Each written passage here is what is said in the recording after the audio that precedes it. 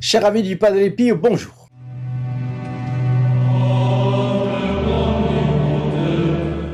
Dans le seul livre du journaliste José María Zavala que j'ai sous la main, j'ai trouvé 4 interventions du Padre Pio au Mexique. En mars 2000, janvier 2009, 2 guérisons extraordinaires à Sauceda de la Borda, dans la municipalité de Zacatecas, banlieue de Mexico. Le premier concernait un homme de 38 ans, marié, père de 2 familles, qui avait un cancer des os avec métastase. Et le deuxième, une dame de 22 ans qui avait 2 filles et en attendait une troisième, et chez laquelle s'est déclarée une terrible infection de déficience immunitaire à la suite d'un don de sang. Bref, et un troisième cas s'est présenté en juillet 2009 à Tijuana, près de Mexico, où Padre Pio a guéri un homme d'une terrible arthrose rhumatoïde incurable. Et en mars 2010, le 4e cas, un homme victime d'un cancer des poumons auquel on a administré une chimiothérapie que les médecins ont arrêtée à la 15e séance parce que tout avait disparu. Donc dans ces 4 cas, les personnes ont beaucoup invoqué le Padre Pio qui les a exaucés d'une façon totale, soudaine et durable. Les médecins eux-mêmes ont parlé du miracle. C'est à croire que notre bon Padre Pio est invoqué avec ferveur au Mexique et écoute leurs suppliques. D'ailleurs, notre vidéo d'aujourd'hui va justement nous transporter au Mexique. Mais avant, je vous rappelle d'abord que vous pouvez recevoir gratuitement et franco de port la photo du Padre Pio. Il vous suffit de téléphoner au numéro qui s'affiche à l'écran et que je vous laisse en description également, ici en bas, au 08 05 36 08 47. C'est un numéro gratuit depuis la France métropolitaine, appel local pour les dom-toms, et n'oubliez pas non plus de vous abonner et de partager ces vidéos. Vous le savez, quand vous le faites, vous entrez automatiquement dans les intentions de la messe que nous faisons célébrer pour ceux qui s'abonnent et qui partagent ces vidéos. Mon deuxième rappel est que le 10 décembre, notre ami Xavier Martin est allé déposer vos intentions de prière avec vos petites roses blanches, groupées en 4 couronnes, à Pontevedra, en Espagne, là où Sœur Lucie de Fatima a eu les révélations que je vous ai signalées, les révélations de la dévotion des 5 premiers samedis du mois. Les photos de ces couronnes ont déjà paru au cours de cette vidéo, mais je vous les remets dans celle-ci.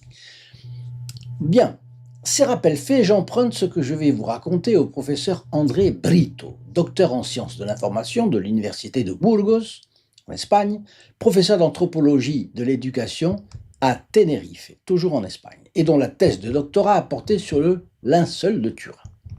Et c'est donc un spécialiste de ces questions. Et un document clé de la littérature mexicaine porte le nom de Nican Mopowa, dans le dialecte utilisé par les indigènes au moment des apparitions de Notre-Dame de Guadalupe. On doit ce texte à Antonio Valerian, un indigène cultivé qui parlait parfaitement l'espagnol et connaissait le latin.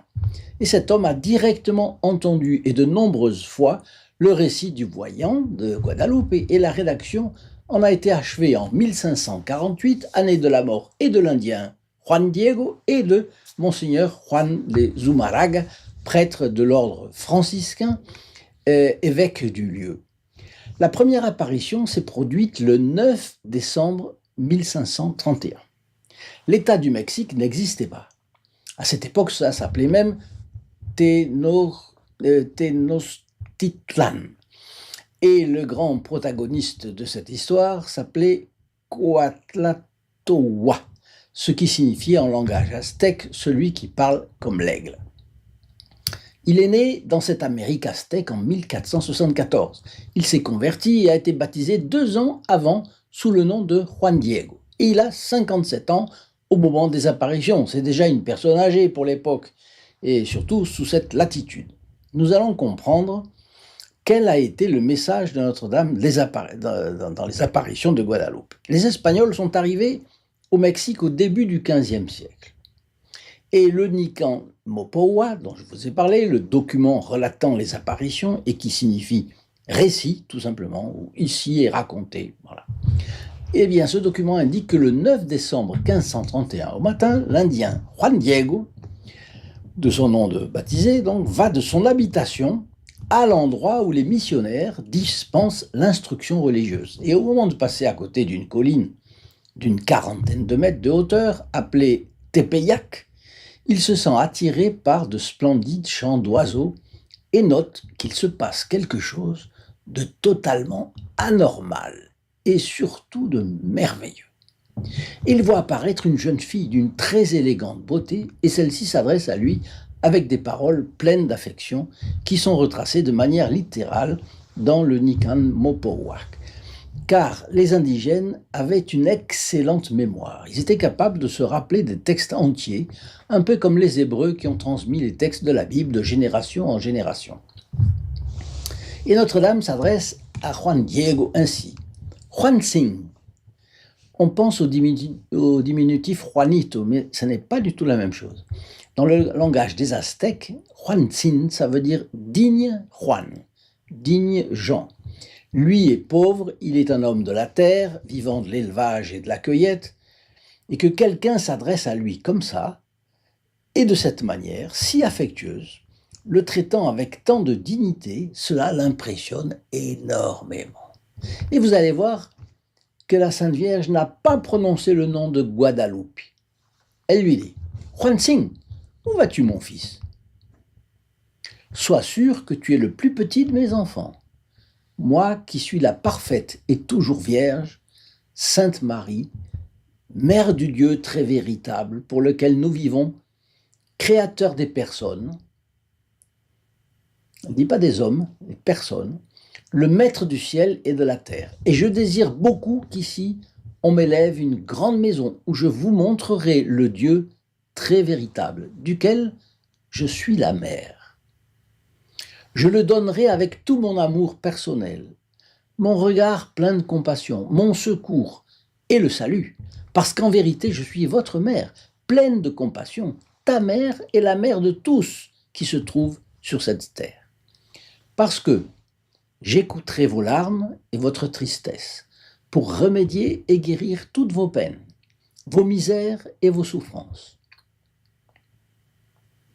Va au palais de l'évêque et dis-lui que c'est moi qui t'envoie à lui et sois sûr que je te donnerai ta récompense.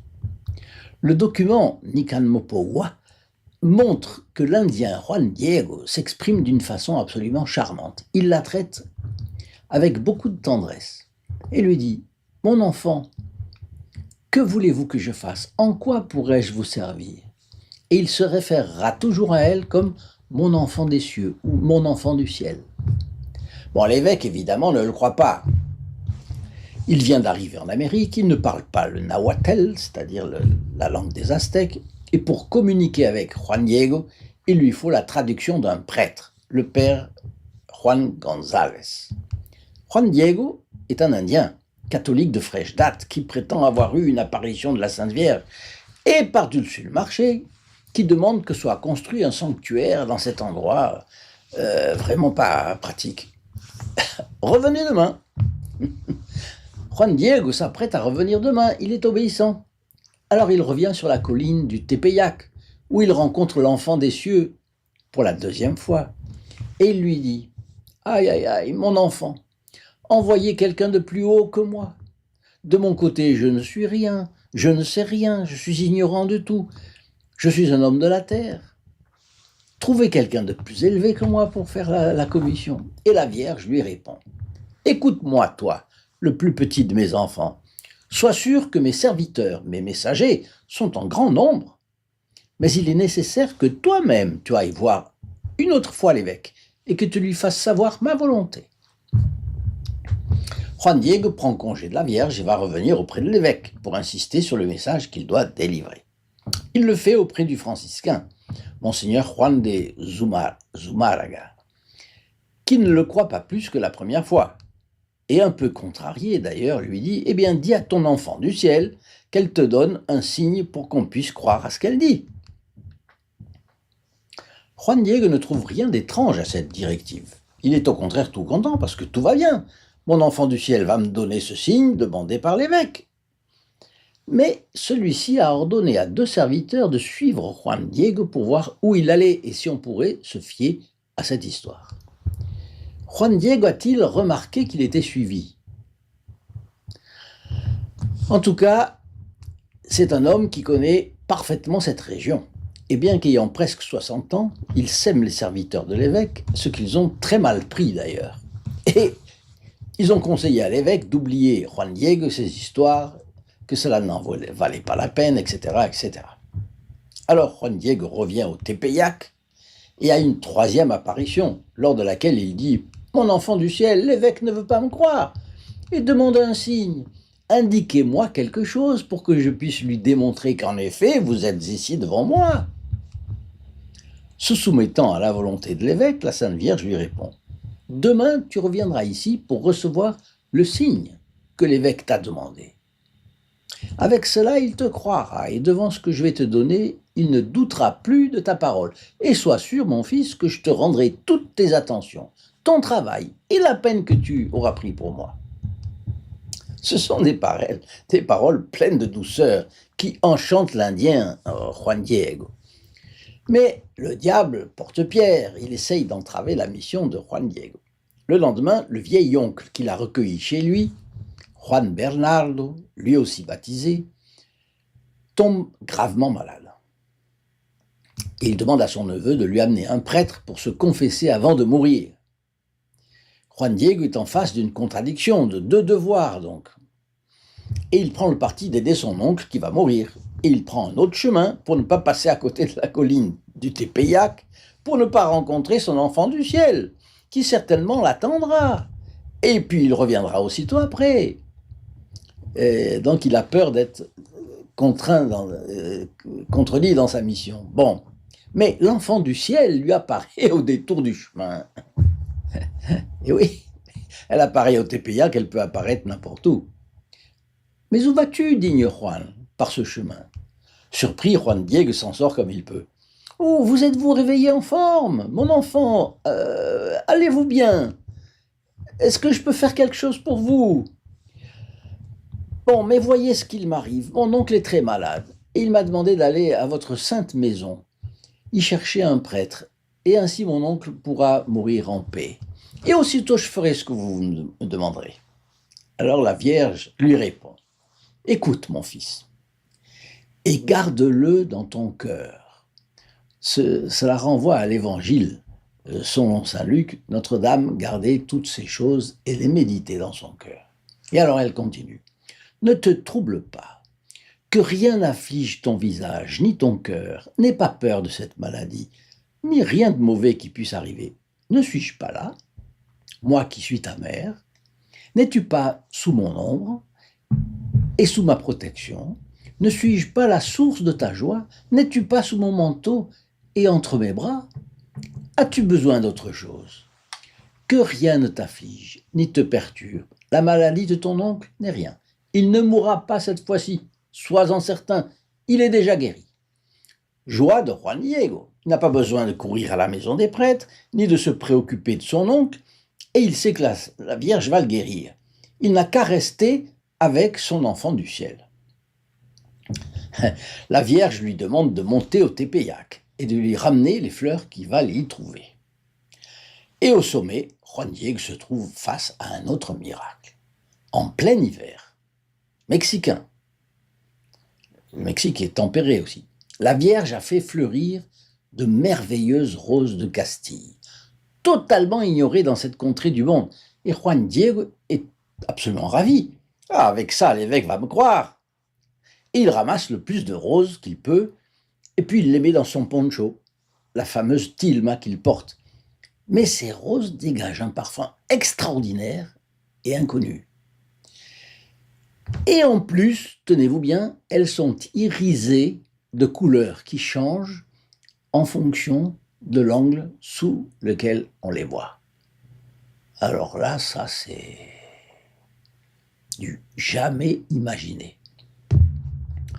Par contre, on imagine l'émerveillement de l'Indien. Alors plusieurs miracles d'un coup, n'est-ce pas? Il revient vers la Vierge, plein de joie et plein de plaisir. Et là, que fait la Sainte Vierge?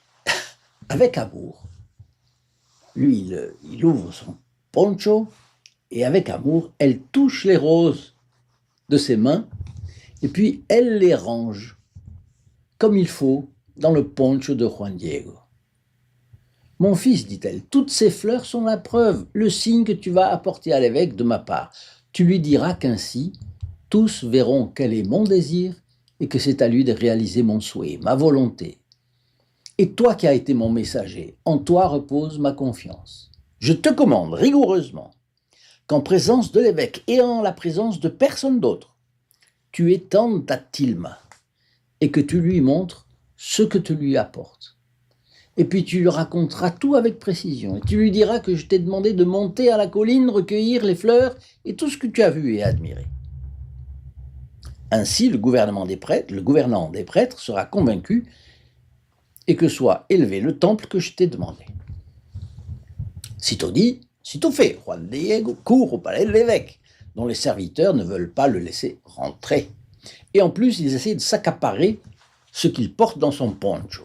Ah, il sait ce que c'est, il préférerait se laisser tailler en pièces plutôt que de se laisser prendre son trésor.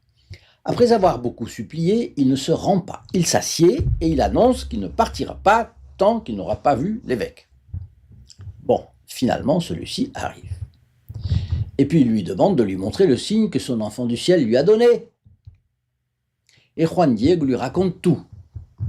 Puis à un moment donné, il montre la preuve, les fleurs.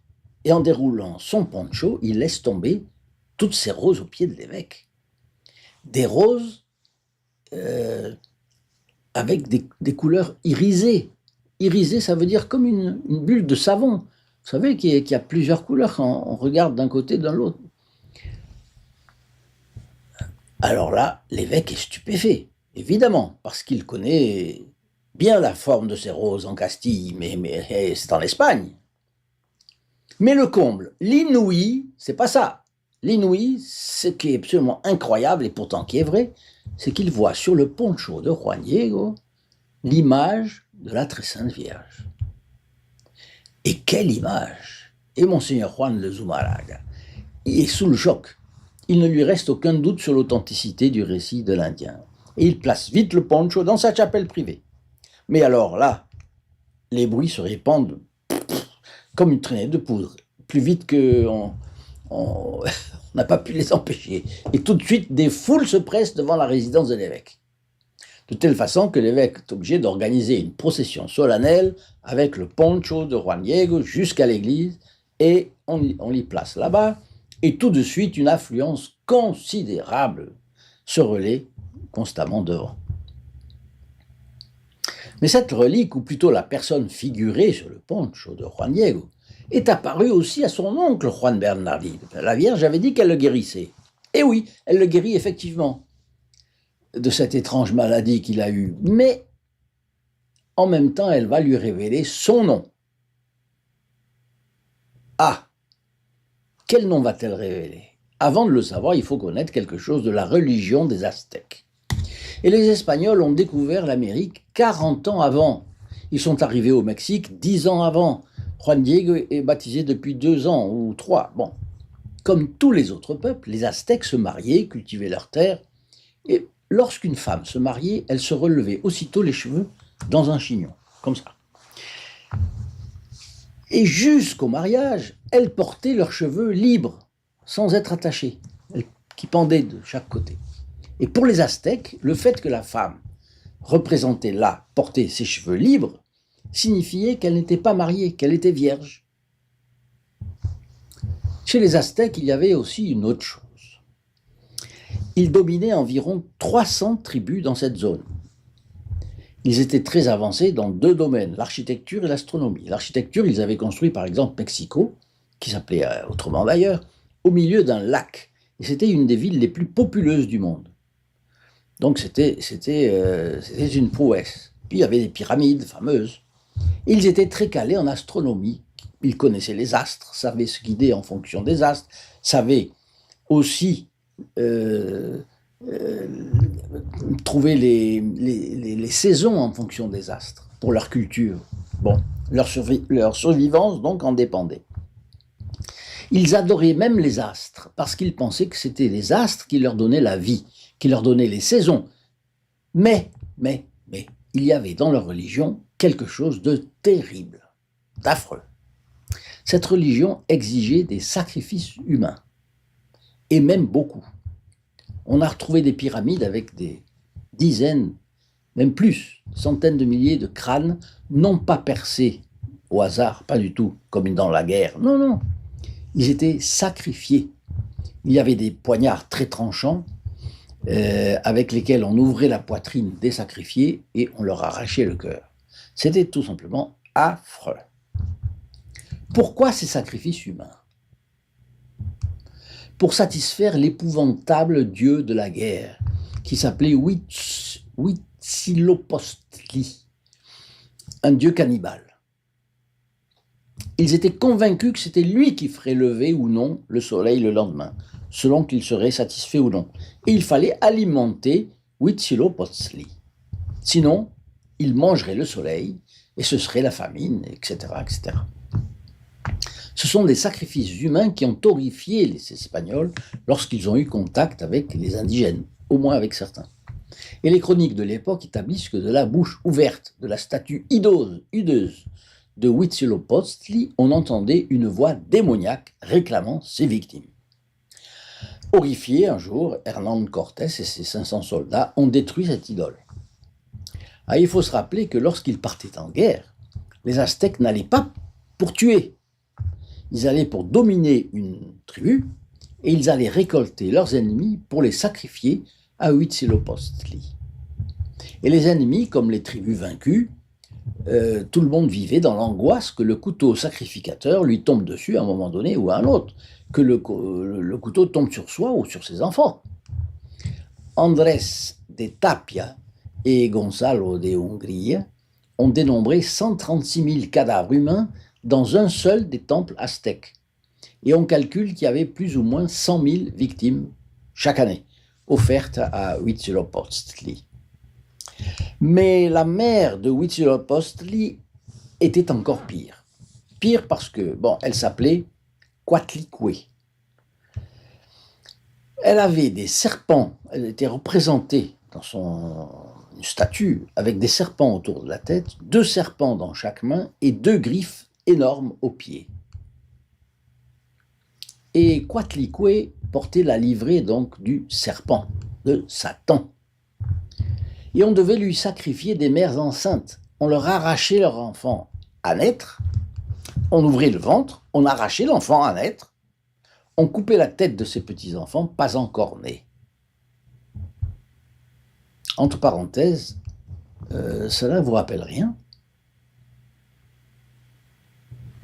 De nos jours, ça vous rappelle rien, ça? C'est satanique, oui, et c'est satanique de nos jours aussi, ce qu'on fait. Enfin, pour moi, ça évoque immanquablement le sacrifice de tant et tant de mères, que tant et tant de mères ont fait et font au dieu de l'égoïsme, vous comprenez? Bon. Et savez-vous où était le temple de Coatlicue? Le temple de Coatlicue était sur le mont Tepeyac, justement où la Sainte Vierge a choisi d'apparaître à Juan Diego. Alors on y vient. Savez-vous quel est le nom de la Vierge qu'elle révèle à Juan Bernardino, l'oncle de Juan Diego en le guérissant? Elle lui dit: « Je suis la Vierge Tecuatzlazup,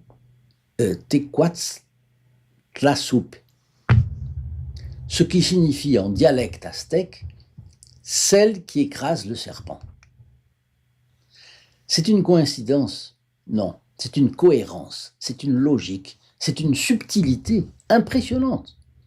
Et les Espagnols, en entendant Tecuatzlazup, ont interprété et simplifié en Guadeloupe, parce qu'en Espagne, à côté de la ville de Cáceres, il y avait une Vierge de Guadeloupe, mais elle n'a absolument rien à voir avec l'apparition de Juan Diego.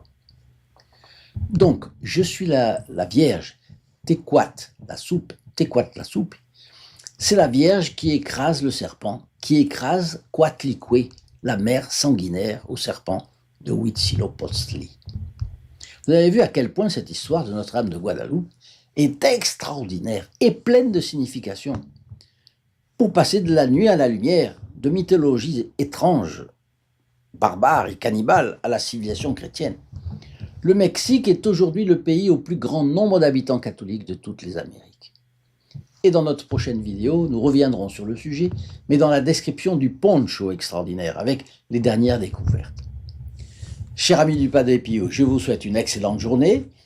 Et puis, dites-moi si vous avez aimé, donnez-moi vos commentaires sur cette affaire. Et puis si on y revient ou pas, n'est-ce pas? Voilà, à très bientôt. Au revoir. In nome del Padre, del Figliolo e dello Spirito Santo, e così sia. Sia lodato Gesù e Maria.